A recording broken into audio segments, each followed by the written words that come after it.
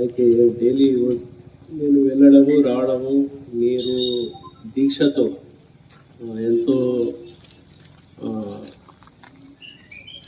దృఢ దీక్షతో మీరు ఈ చేస్తున్నది దీక్ష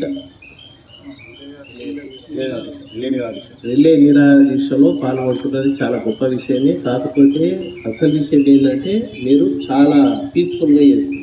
మొదటి పాయింట్.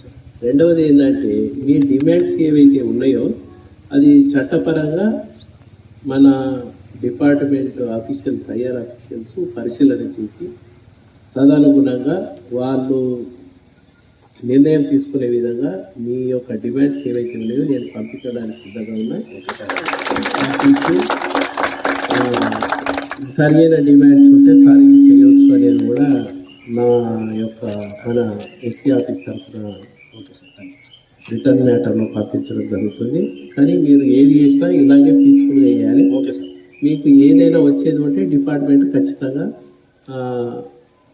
ఈ కోర్టు అడ్డంకులు లేకుండా చూసుకొని ఇవ్వడానికి వాళ్ళు పరిశీలన చేస్తారని నేను భావిస్తున్నాను. తరఫున ఈ 2 రోజుల నుంచి 5 రోజుల నుంచి కార్మికుల ఐక్యత, కార్మికుల ఐక్యత, కార్మికుల ఐక్యత, జేఏసీ నాయకత్వం, జేఏసీ నాయకత్వం. మరి ఇప్పుడు మన దీక్షల గురించి మన పెద్ద సారు మన ఎస్సీ గారు మన దగ్గర రావడం చాలా సంతోషం.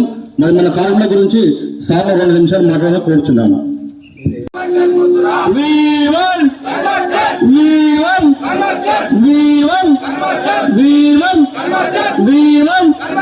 ఆర్టిజన్ మథురా